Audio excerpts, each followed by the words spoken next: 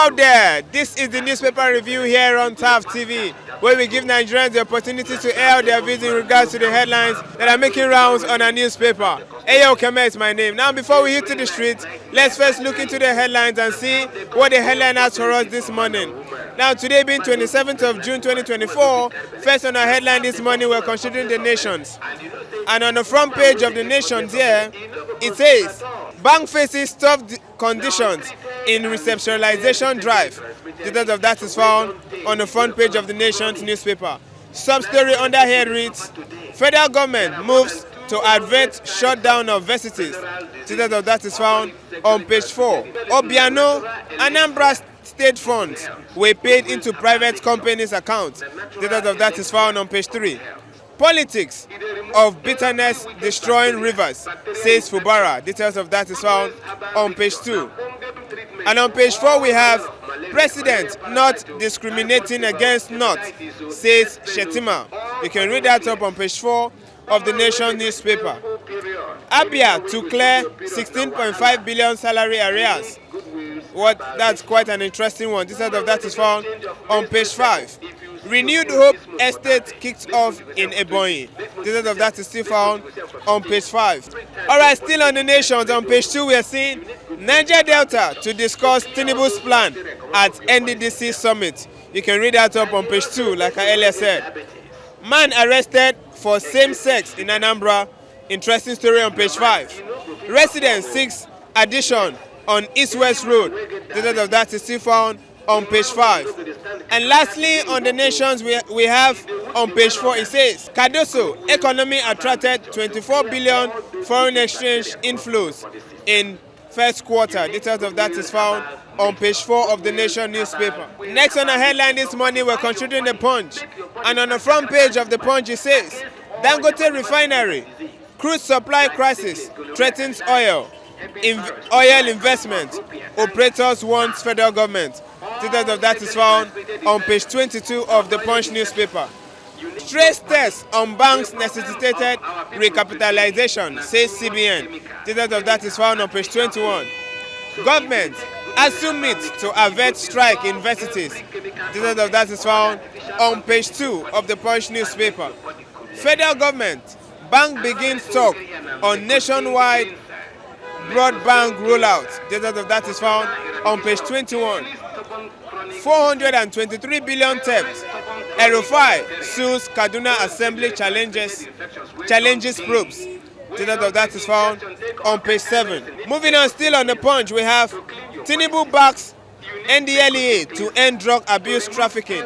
Details of that is found on page 12.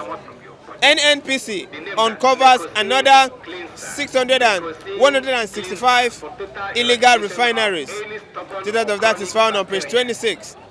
3 ex-soldiers, 10 others arranged for alleged robbery. Details of that is found on page 5. And lastly on the Punch we have opposition plan explosion to justify state of emergency, says Fubara. Details of that is found on page 10. Alright, lastly for today we're considering the Daily Trust. And on the front page the bold headline here says, Niger mining pit collapse. Over 30 still trapped 3 weeks after. Details of that is found on page 4. Erufai sues Kaduna Assembly over 432 billion naira probe reports. Details of that is found on page 10. Man mobbed for stealing pots of rice in Federal Capital Territory Council. Quite a funny story here on page 8 of the Daily Trust. Don't allow tribalism into your affairs, Southern tells Nigerian Army. Details of that is found on page 23 of the Daily Trust. Nigeria borrowed 7.71 trillion in first quarter of 2024, says DMO. Details of that is found on page 19.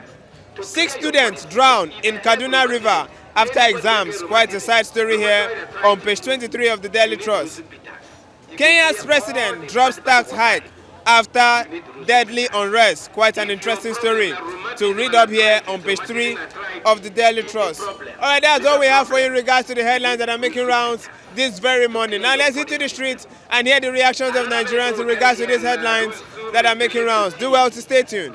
Good morning, sir. Yeah, good morning. It's good to have you around. Yeah, it's good to be here again. All right. Now, quickly, I would like your thoughts on the Daily Trust that says, a very interesting story says, Kenya's president drops tax hike after deadly unrest. Now, as at yesterday, this news actually made rounds on social media where Kenya's youth took to the street because of just hike. As a common Nigerian, we say, okay, this is just hike in price. We cannot compare that to what we're actually facing. But this is what the president is telling us. They actually brought down the hike. What's your take on it? Now, this is a very, would I say, similar issue to what we are facing in Nigeria.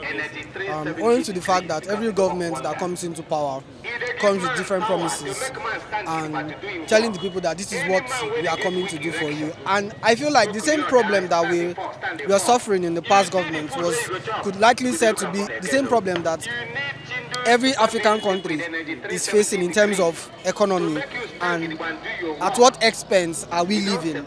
At what expense are we getting the normal and basic commodities in the market just so we can feed? Now, the news report about this particular story, let me go back a little bit to when the current president of Kenya came into power, and during his campaign period he made promises owing to the fact that he said that the people are living in hardship, that he is coming into power to reduce the cost of living. That was part of his campaign, owing to the fact that the former president was not giving the people what they want in terms of the hike in prices in basic things that they were doing, and the people itself, they were complaining about the particular percentage that they pay in taxes.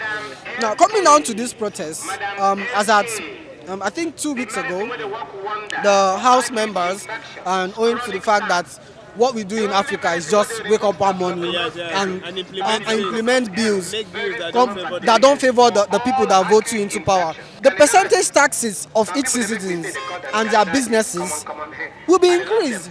Now, this new policy or new bill is coming to say that other taxes will be added in terms of health and other basic things. All their basic amenities. You are placing a tax. You are placing taxes on them. Now, after all these taxes have been placed, if it's been calculated and rounded up, it's amounting to over 40% of what a basic and a common man is earning in Kenya. Now, this was something that they could not take, and just like any country should do, they hit to the streets. They started with a peaceful protest. Started with a peaceful protest, and it seems like people that were voted into power and the president of this country, they are not taking heed to what the people are saying. And what do? They hit the streets. It started peacefully on the streets and broke out to become something that an eyesore. But not the fact that it became an eyesore. Before I continue, I would say my condolences to the family that has lost most of their loved ones due to this particular protest there in Kenya, and my heart goes out to them. But I say, just like we were taught in school, that for peace to be in a particular country, there has to be conflict. These two things goes side by side. You understand? And coming to this particular case, it is something that it is saddening and it's sickening to my person, and I believe to every reasonable human being out there. And it will be of surprise that after all of this happened, the president of Kenya came out to say that he would, with immediate effect, reduce the taxes. Now, that takes us to let's bring it back to Nigeria now. I'm coming there. Now, what I want to do is to paint the picture of what is happening actually in Kenya, and we as Nigerians could see that this is a government that saw the reaction of its people and went back on a particular plan. They went back on their words, on something that he had in mind before. But let's come back home, like you said. Let's come back to Nigeria. Over time, since this present government came into power, from the first day it came into power, the removal of subsidy, the prices of goods and commodity went on a hike. People cannot feed. The common man cannot get the basic things that they need. The prices of garri and rice when I started serving my motherland as it is like right now, it's not the same. But the amount of money I get as stipends from the government, it's still the same. Obviously. So what are we saying in essence? The salaries of every Nigerian, the civil servant, it is still the same. But the price of goods and commodity in the market has gone up. And how do you expect family to feed? How do you expect the common man to go buy his daily activities? How do you expect somebody that used to pay the amount of 200 naira as transportation to his workplace now paying 500 naira or at most 1,000 naira? How do you expect the person to keep up with to the changes and all of that? But I tell you that Nigerians are not quiet. Okay. We are coming out to say what we think. In as much as it's not hidden fruit. It is not hidden for, but what do we do? Okay. Now, this boils down to the part whereby the Kenyan president saw what happened and listened, went back on his word. But the Nigerian president, everything that the people are clamoring for, no matter what you say, he always has something to say to counter whatever we are going on. Now he's coming out to say, are we the only country suffering? That for we to get by to a better Nigeria, we have to suffer, but not to the detriment and the lives of your citizens. The people you are meant to protect. So at this point in time, it's a cry out to the president of Nigeria. It's a cry out to every member of the house, every Senate member. People voted you into power, and you made promises. You were meant to serve. Yes, you made promises that said, this is what I want to do for you. This is what I want to do for you. And as I always say in every interview that I'm on this show, we are not asking for much. As Nigerians, I don't think we are asking for much. The basic things is what we need. Give us electricity. Give us good health facilities. Give us good roads, job employment, create job. In short, don't even create job. Create avenue for jobs, for good job. Because if the economy is good, as you can see, we have international companies that are leaving Nigeria as a whole. From pharmaceutical to the last one we had was Guinness. And you see, companies that are supposed to be giving us internally generated revenue are leaving. So how are you supposed to gather wealth as a country without not having foreign investors? Now, as of today, we also find the likes of the Dangote refinery going under duress, with the whole chaos happening in the country, the whole chaos happening in the oil industry. It is not supposed to be. If this person that are coming out to curb some of the basic problems we have in the country, why are you not giving them the right platform so that they can progress and succeed? Because if the Dangote refinery starts working and is giving us and is producing as much barrel of oil and petrol that we as Nigerians need to consume, don't you think that the price of fuel and other crude commodities, don't you think it's going to go down? And once those things go down, don't you think that the price of commodities in the market will go down? If you give us good road and the price of petrol goes down, every market, every entrepreneur that is distributing has good road that links, easy access, There's perfect channeling. then definitely we go back to an economy that is favorable for everybody. So that is what we look at this point in time. And I also want to talk about something that is very significant in every country that has to do with our educational sector. Okay. And as we can see recently, I know I'm diverting a bit, but it's still the same thing. Now, as of yesterday, the body that is in charge of a university, that is Asuu, has had a meeting with the Minister of Education. And this is due to the fact that some promises that we have made, Nigerians and promises coming into power, having meetings and making promises and not fulfilling them. And those are the things we are known for. And it's so sad because these are things that I don't think there should be any need for a meeting. To all these people, pay them, first of all. Then secondly, create an avenue where our educational sector can become better. Because once our educational sector becomes better, definitely every sector in Nigeria will thrive. every sector, if you have good doctors, which we do, I believe we do, we have good nurses, we have entrepreneurs, people that are into business. You go to school and you study business management, you have good journalists. You're doing a good job out here. And if you have all of these sectors that are doing the right thing at that point in time, definitely a country will thrive. A country will thrive. Speaking about our educational sector, what's your take about the student loan? The federal government are like pointing it out that this is some level of huge achievement, just like the Calabar Coastal Highway that our president is currently hyping as one of the biggest achievements. What do you think about this student loan? Is it really profiting? The student loan.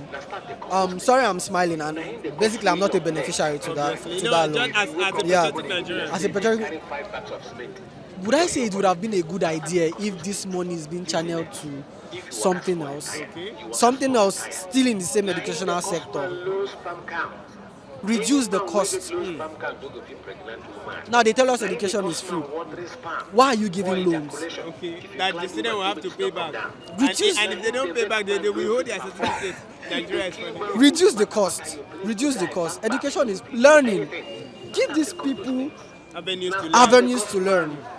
And with that, I believe there's no need for the student loan. There's no need for the student loan. Reduce the cost of fees in institutions and see the numbers of people that will troop into school. Make the procedures for getting admission. Make it. I don't want to talk about corruption because it's everywhere. Let's leave that for now. That is not what we're talking about today.